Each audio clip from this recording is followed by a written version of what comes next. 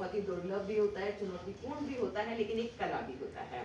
बहरहाल अब हम सुनना चाहेंगे आज के हमारे विशिष्ट अतिथि आदरणीय चंद्रदेव यादव जी को हिंदी और भोजपुरी और आलोचनात्मक लेखन करने वाले चंद्रदेव यादव जी ने अपने लेखन की शुरुआत तो गीत और कहानी लेखन से की थी, लेकिन आज ये लेखन यात्रा यहाँ तक आ पहुंची है कि कविता संग्रह, आलोचना और पत्रकारिता पर इनकी लगभग दर्जन भर से अधिक किताबें प्रकाशित हो चुकी हैं। इनके संपादन में भी कई पुस्तकें प्रकाशित हो चुकी हैं। वर्तमान में आप जामिया मिलिया इस्लामिया के हिंदी विभाग में हिंदी साहित्य और मीडिया लेखन का अध्यापन करते हैं। सर, मैं आपसे विनम्र आग्रह करती हूँ कि आप आएं और अपनी बात करें।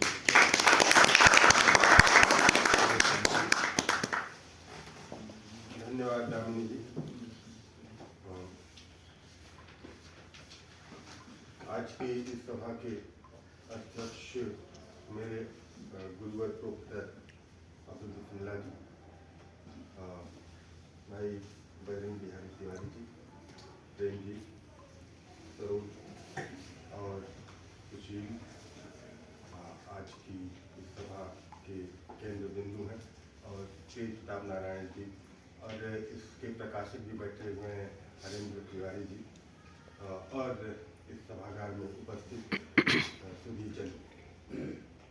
एक बड़ी विचित्र बात है कि इसमें मैं प्रेम जी के बारे में, हालांकि बहुत दिनों से संबंध है, मैं नहीं जानता कि वो कविताएं लिखते हैं या लिखने का प्रयास ही किया है कि नहीं किया है, लेकिन बाकी जितने वक्ता हैं सभी कवि भी हैं संचालक से लेकर के सरोज और बजरंग जी और बिस्मिल्लाह साहब, तो खैर मुझे बोलने दो। पहला कविता संग्रह पतला इमरजेंसी के दौरान आया था, वली मोहम्मद और करीमन बी की कविताएं, और छोटे बूतों का बयान, और आगे फिर भी लिखी जाएगी कविता, जी जी, दो दिनों में कविता। तो मंगलेश डबराल कहते ही थे कि बिस्मिल्लाह साहब पहले कवि हैं फिर कथाकार हैं। नहीं, हाँ, मंगलेश डबराल कहते थे मूलतः कथाकार, मूलतः, अच्छा। त्रिलोचन शास्त्री कहते थे कि मूलतः कवि। लेकिन हमारे लिए दोनों है, बल्कि एक तीसरा आयाम कि बहुत बड़े अच्छे चिंतक, बहुत बड़े चिंतक और आलोचक भी। तो ये समय वैसे भी कम हो गया है, और उसमें हमारी भी कुछ भूमिका है, तो क्षमा चाहते हैं। सुशील को, इस नवोदित कवि को आशीर्वाद देने का है, मंगल कामना करने के लिए का समय है ये। लेकिन कुछ बातें इनकी कविता पर, तो इनकी कविता के बारे में बताऊं कि इसके छपने से पहले ही दो बार या कई बार पढ़ चुका हूँ इनकी कविताओं को, और यहाँ तक कि आदरणीय बिस्मिल्लाह साहब ने जो इसमें लिखा है भूमिका के रूप में, और सुभुजा शुक्ल ने जो लिखा वो भी मेरी नज़रों से गुजर चुका था। अब उसके आगे मैं क्या कहूँ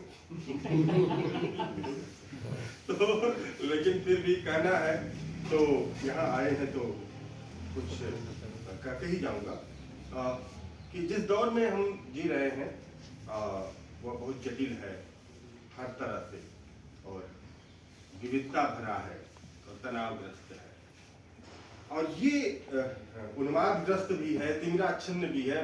कितने कितने विशेषण आप जिसके साथ जोड़ दीजिए इस समय के लिए, वो कम ही होगा। इस समय में एक कवि ने इतना महत्वपूर्ण संग्रह निकाला। जाहिर सी बात है कि पहले से ये कविताएं लिखी जा रही हैं, इस दौर में भी लिखी गई हैं, और उसकी वानिकी एक कविता में है, कौन कविता 2020, तो उस कविता को आप पढ़ेंगे तो देखेंगे कि किस तरह से वो अपने समय को छोटे छोटे टुकड़ों में परिभाषित करता है। टूटा बिखरा वर्ष, छोटी छोटी 6-7 कविताएं हैं, नहीं 11 कविताएं। वर्ष 20, हरे भरे बाग में बिजली की तरह उतरा, शाखाओं को राख कर दिया, तालाबों से मछलियां बाहर निकली और अपनी हत्याओं का मांगने लगी हिसाब। ये अभिशाप कौन देगा? राजनीतिज्ञों से पूछा जाए कि उन ज्योतिषियों से पूछा जाए कि और वो जो पेपर लीक करा देते हैं उनसे पूछा जाए, युवा है किससे पूछेंगे, हम सभी किससे पूछेंगे। तो युवाओं के भविष्य और उनके सपने सब जिस तरह से आपदग्रस्त हैं, कभी भी उस द्वंद्व में है, उस तनाव में है और वह ऊब रहा है और झुंझला रहा है। तो इसी द्वंद्व और तनाव और ऊब और झुंझलाहट और अवसादग्रस्त मनस्थिति में उसे कभी कभी एक नृत्य पर कविता मृत्युमोह तक भी होने लगता है। कनॉट प्लेस और इच्छा और शीर्षक जो कविताएं हैं, अभी प्रेम जी ने बहुत अच्छी चर्चा की, उसकी व्याख्या कनॉट प्लेस की। मुझे भी दिनकर की वो 4 लाइनें याद आती हैं, वैभव की दीवानी दिल्ली, सकल लोक की रानी दिल्ली, अनाचार अपमान व्यंग की चुपकी हुई कहानी दिल्ली। और एक मेरी भी कविता है दिल्ली शीर्षक है भोजपुरी में, उसकी प्रारंभिक लाइनें हैं कि ये दिल्ली है राजधानी है, सबके सपने का रानी है, ये अनाचार का अड्डा है, ये खाली पाप का गड्ढा है, ये हमारा का धर्म सुवागत है, नाता रिश्ता बेमानी है, ये दिल्ली है राजधानी है, सबके सपने का रानी। ये द्वंद्व और तनाव दिल्ली का इलाका ऐश्वर्य से और उसको इसी ऊब और अवसाद की मनस्थिति में आकर के किस तरह से वह उसको मसलता है, वाकई एक अच्छी कविता है। तो लेकिन इन सब के बीच वह उस प्रेम को भी जिंदा किए रखता है, जो प्रेम उसे इस शहर में भी, महानगर में भी दिखाई देता है, इस ऊब और तनाव और झुंझलाहट और तनाव के बीच में भी, और गांव देहात में भी उसे दिखाई देता है। उसकी स्मृतियां हैं वहां पर, और इस तरह से वह लोक से भी जुड़ता है, लोक संवेदना से भी जुड़ता है और महानगरीय संवेदना से भी जुड़ता है। इसलिए वह हर चीज को, चाहे समाज हो, चाहे संस्कृति हो या व्यक्ति हो, व्यक्ति चित्र भी कई हैं, वो इसमें मौजूद हैं, और इसमें सामाजिक और राजनीतिक जो विसंगतियां हैं उसका गहरा बोध तो है ही, और ये कविताएं उसी गहरे बोध से, आत्मीय लगाव से पैदा हुई है। प्रेम, बजरंग जी ने ठीक कहा कि इसका केंद्रीय भाव है इस किताब का। वाकई इसमें लगता है कि कहाँ कहाँ सुशील है, कवि का इतना प्रेम है या औरों के प्रेम को वो वाणी दे रहा है। तो निस्संदेह प्रेम के अनेक रूप इसमें है, नारवा के रूप में, वाहिका के रूप में, या कहीं हेरा के रूप में, हे रा, बस यही। और वाकई जब उस स्थिति में कोई आएगा तो हे रा तक ही रह जाएगा।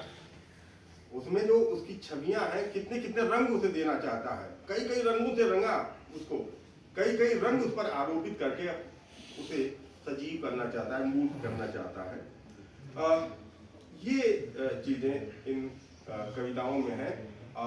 इन कविताओं को पढ़ना, सुशील के साथ इस पूरे दौर से गुजरना है, उसको समझना है, जीना है।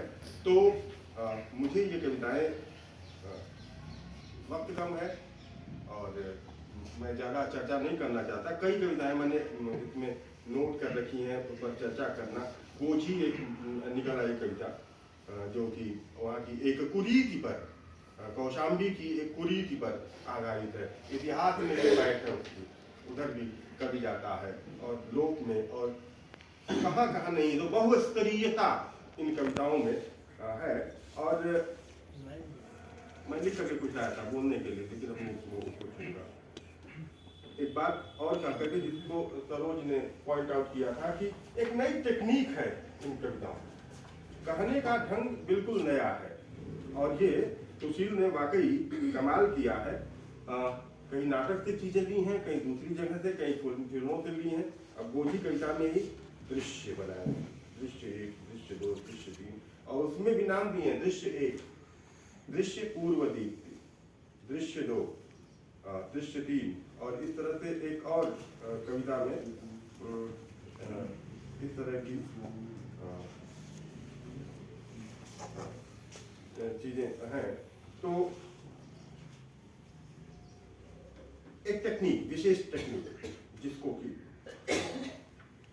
संभव है आगे के लोग जो और युवा हैं वो भी अपनाएंगे। शैलजा कविता की बात कर रहा था, वर्तमान, भूत आह्वान, भूत सहचर, भूत स्वप्न, ये अब पढ़िए और समझिए।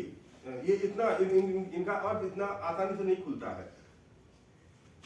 मैं इतनी बार इसको पढ़ चुका, लेकिन अगर मुझे बहुत ही आसानी के साथ इस पर कुछ देर बोलना हो तो शायद मैं अटकने लगूंगा, क्योंकि ये एक विशेष समझ की मांग करती है। ये कविताएं एक विशेष समझ की मांग करती हैं। ये नहीं कि हम इसको पढ़ते जाएं और फिर इसके बाद एक तरफ से बोलना शुरू करते हैं, इतना आसान नहीं है। तो अब यही डायरी का पीला बरख, और छपा भी पीले में ही है, पीला को पीले से ही छापा है। इस उदासी भरे समय में किस तरह से उससे हम बाहर निकलेंगे, इस कविता में सुशील ये भी संकेत करते हैं। जीवन है, आगे बढ़ता जाएगा तो हमेशा पीलापन ही नहीं रहेगा, यह पीला मौसम भी बदलेगा, बदलना ही है। तो ये हम बदलाव का इंतजार करेंगे और सुशील को फिलहाल एक बार फिर मुबारकबाद देते हैं और आशीर्वाद देते हैं।